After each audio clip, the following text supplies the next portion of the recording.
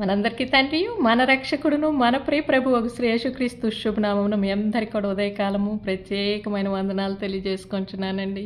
మరి పేరేమిటి అని అంటే రజిత అండి. మరి ఎక్కడి వాస్తవ్యులు అంటే గుంటూరు పుట్టాను, కానీ మరి హైదరాబాద్లో మరి విద్య అట్లాగనే మరి అక్కడనే మరి ఉద్యోగం చేస్తూ మరి అమెరికాకు వచ్చాను అని చెప్పేసి మరి ఎవరన్నా అడుగుతూ ఉంటే ఎంతో ఉత్సాహంగా మరి చెప్పుకుంటూ ఉంటాను. అట్లాగనే మరి ఏదన్నా మరి బయోడేటా అనేది మరి విన్నారా, ఎప్పుడన్నా రెజ్యూమ్ అని విన్నారా?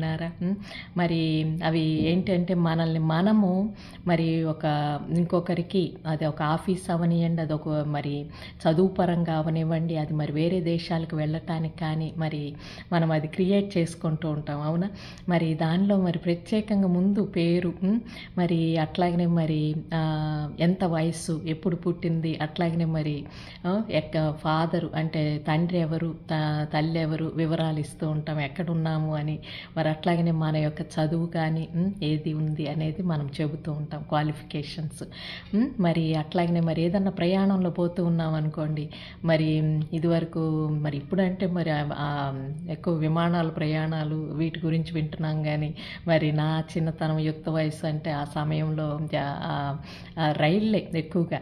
సో ఆ రైలు ప్రయాణంలో పోయేటప్పుడు అమ్మ మరి ఎవరు మీరు, మరి ఎక్కడ వాస్తవ్యులు అని చెప్పి ఎవరన్నా అడుగుతూ ఉంటే మరి తండ్రి వివరాలు, అట్లాగనే ఎక్కడ నుంచి మరి వస్తున్నామని, మరి అట్లాగనే మరి మాకు అక్కడ పలానా వారు తెలుసనంటే మాకు కూడా తెలుసండి, వారు మరి అక్కడ ఇదిగో మా తాతగారు మరి ఇట్లా అని మరి మరి చెప్పుకుంటానికి ఎంతో ఉత్సాహపడుతూ చెప్పుకుంటూ ఉంటాం, అవునా అండి? పలానా పని చేసేవారండి, పలానా మరి మా నాన్నగారండి మరి మరి కమ్యూనిజము మరి కమ్యూనిస్ట్ పార్టీలో మరి అట్లాగనే మరి మరి ఎన్నో ట్రేడ్ యూనియన్స్కి వైస్ ప్రెసిడెంట్గా మరి అట్లాగనే మరి వెళ్ళి మరి చాలామందికి సహాయపడేవారండి అని చెబుతూ ఉంటే నాకెందుకు తెలియదు అని చెప్పేసి వాళ్ళు కూడా మనలో కలిసి మరి ముచ్చట నడిపిస్తూ ఉంటే ఆ ప్రయాణం అసలు చక్కగా వెళ్ళిపోతూ ఉంటుంది. ఎందుకంటే అంత దూరం మనం ప్రయాణించాము అనేది కూడా తెలియకుండా వారి వివరాలు మనం, వారి వివరాలు వాళ్ళు మరి చక్కగా చెప్పుకుంటూ వెళ్ళిపోతూ ఉంటాం, అవునా అండి? మరి అట్లాగనే మనల్ని ఎవరన్నా మరి ఇప్పుడు అని అంటే మరి అంటే నేను ఎవరు అనేది ఎవరన్నా ప్రశ్నిస్తే నేను ఆ ముందు విషయాలన్నీ గబగబ అన్నిటికంటే అంటే వాటికి అంత ప్రాధాన్యం కాదు, కానీ ఒక 2012 అనే దగ్గరకు వచ్చేటప్పటికి నాకు మరల కూడా గుండె ఇలా కొట్టుకుంటూ ఉంటుందన్నమాట. అంటే ఏంటంటే ఆ 2012 అక్కడ మరి ప్రభువుని పిలిచానండి అని అక్కడికి తీసుకొస్తానన్నమాట. ఇప్పుడు కిచెన్లోనికి వెళ్ళి ఎవరైనా కొత్త ఫ్యామిలీ వచ్చారనుకోండి, వాళ్ళకి పరిచయం చేసుకుంటూ ఉన్నప్పుడు మీరు ఈ ఊరైనా అని అడుగుతాను, వాళ్ళ గురించి కొన్ని తీసుకుంటాను. అట్లాగే వాళ్ళు కూడా నన్ను ఏమైనా ప్రశ్నలు వేస్తూ ఉంటారు. 2012 ప్రభువుని తెలుసుకున్నాను అనే దగ్గరికి నేను అక్కడికి వెళ్ళిపోతానన్నమాట. ఎందుకంటే ఆయనను చెప్పుకోకపోతే ఇప్పుడు ఈ మిగిలిన ఇప్పుడు నూతనమైన ఈ జీవితంలో ఈ బయో అనేది డేటా అనేది అంతకు ముందున్న డేటా అంటే ఆ వివరముల కంటే కూడా ఇది నాకు ముఖ్యం అన్నమాట. ఇక్కడ ఈ అమెరికాలో ఉన్నప్పుడు మరి వీళ్ళందరికీ కూడా ప్రభు తెలిసిన వారే కాబట్టి వారేమంటూ ఉంటారంటే అవునా అని అంటారు, మామూలుగా కామన్గా వింటారు. మరి వారు అంటే ఎక్స్ప్రెషన్, వాళ్ళ యొక్క భావోద్వేగాలు నేను గమనిస్తూ చెబుతూ ఉంటానన్నమాట. నేను తెలియని దాన్నండి, క్రీస్తు అంటే నాకు తెలియదండి ఎవరు అని. ఆయన నేను మార్చిలో మరి ఒక స్టూల్ మీద ఎక్కి నేను ఏదో పెడుతూ పెద్ద సూట్ కేసు ఎత్తుతూ ఉంటే అది బరువు మొయ్యలేక నా మోకాలు చిప్ప తొలగిపోయి దన్మని పడిపోతూ ఉంటే అప్పుడు జీసస్ అని పిలిచానండి. అంటే జీససేగా దేవుడు అని మామూలుగా అంటారు ఏంటబ్బా అని నాకు అంటే నాకు ఏంటి ఇంత కామనా అనేది నాకు కామన్గా చెప్పబుద్ధి కాదండి. ఎందుకంటే పునరుత్థాన శక్తి కలిగిన దేవుడిని కనుక్కున్నాను. అంతకుముందు అసలు పాపం అంటే తెలియదు, అవిధేయత అంటే తెలియదు, అవిశ్వాసం అంటే తెలియదు, సమర్పణ అంటే ఉండకపోవచ్చు, కానీ శ్రమల్లో జీవితంలో ఎన్నోసార్లు మరి జరిగిన ఎన్నో అనుభవాల్లోంచి అది ఒక బయోడేటాగా ఇప్పటి వరకు అనుకోని ఈ దేశానికి వచ్చిన తర్వాత ఇప్పుడేమన్నా ఎవరన్నా అడిగితే, ఓ ఆ దేశానికి వెళ్ళావు కాబట్టి అక్కడ ఎవరన్నా చెబితే కనుక్కున్నావా, అక్కడ ఇంకెవరన్నా నిన్ను మారిస్తే మారావా, అక్కడ ఇంకెవరి ప్రోద్బలంతోటన్నా ఇదిగో నేను ఇప్పుడు క్రీస్తును అనుకరిస్తున్నాను అని ఏమన్నా అంటారేమో అని దాన్ని ఖండిస్తానండి నేను. ఎందుకంటే అది ఒకరు చెబితే వచ్చేది కాదు, ఒకరు మనల్ని నెడితే వచ్చేది కాదు.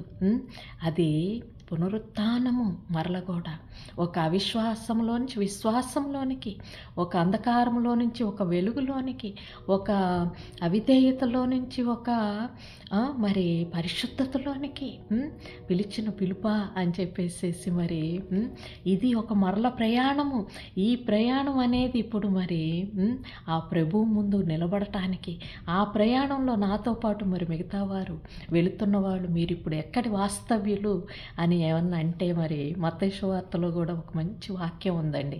22వ అధ్యాయంలో మరి 31, 32లో మరి మృతుల పునరుత్థానమును గురించి మరి నేను ఎవరిని అన్నప్పుడు అబ్రహాము దేవుడను, ఇస్సాకు దేవుడను, యాకోబు దేవుడను అని మరి దేవుడు మీతో చెప్పిన మాట మీరు చదవలేదా అని చెప్పి మరి యేసుక్రీస్తు ప్రభు గారు మరి ఎవరితోనూ మాట్లాడుతూ రాసిన మాటలు.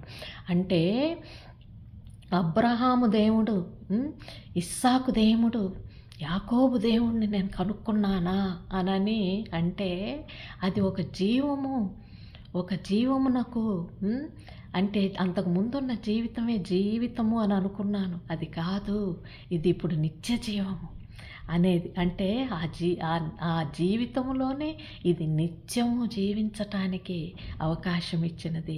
ఒక మృతమై ఉన్న క్రియలన్నిటిలో కూడా మరల కూడా జీవాన్ని నింపగలిగే శక్తి కలిగిన నామాన్ని మరి నేను తెలుసుకున్నాను. అది యేసయ్య నామమే అని చెప్పి మరి ప్రకటించటానికి మరి ఆయన వాస్తవ్యురాలుగా నన్ను పిలుచుకున్నారండి.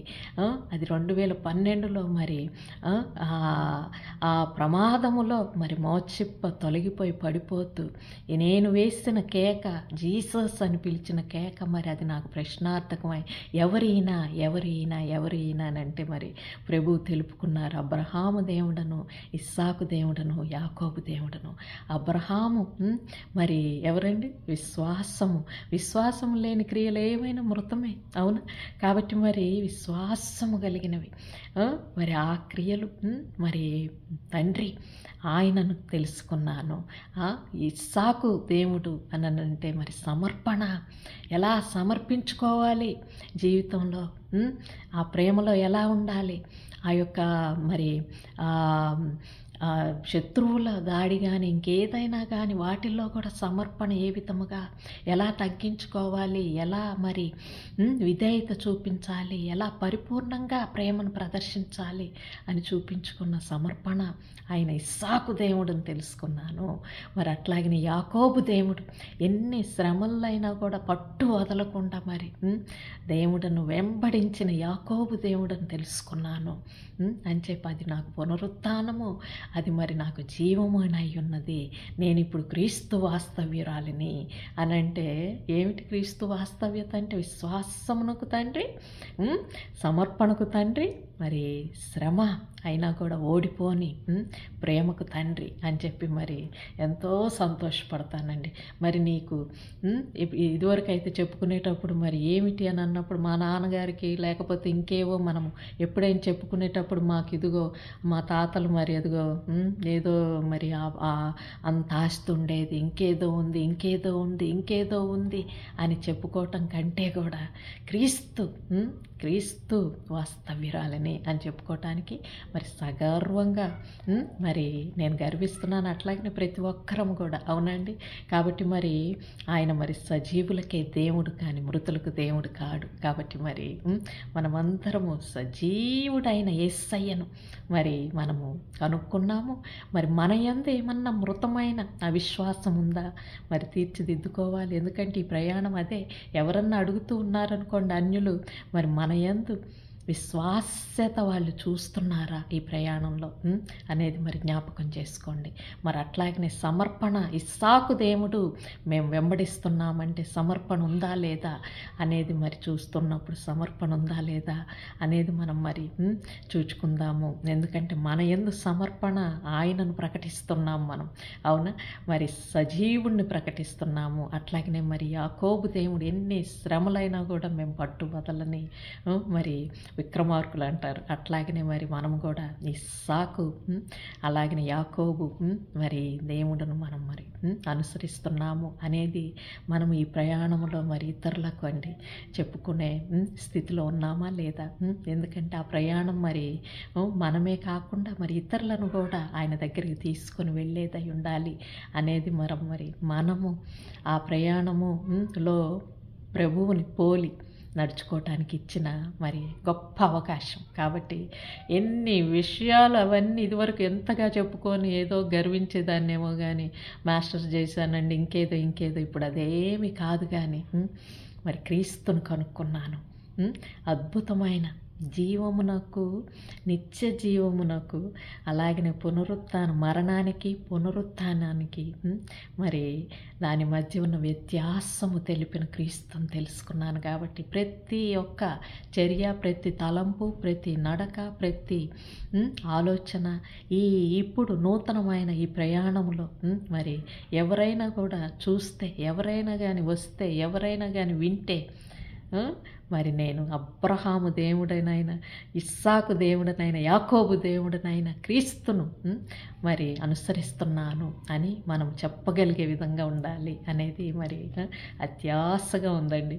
మరి మనందరి ఆశ దేవుడు ఫలించునుగాక, మరి మన ప్రభువు మహిమ పొందునుగాక. ప్రియమార మరి మంచి పాట కూడా, అబ్రహాము దేవుడవు, ఇస్సాకు దేవుడవు, యాకోబు దేవుడవు, మాకు చాలిన దేవుడా అని చెప్పేసి కూడా మంచి పాట కూడా ఉందండి, అవునా? కాబట్టి మరి మన దేవుడిని పోలి మరి విశ్వాసములో జయములోనికి మరి నడిపిద్దామండి ఇతరులను ప్రయాణంలో అని మరి ప్రియమార కోరుకొనొచ్చు. మరి మరలా ఇచ్చే కృపా సమయంలో మీ ముందుకు వస్తానని, అంతవరకు ప్రేమతో సెలవు తీసుకొంచు మీ రజిత.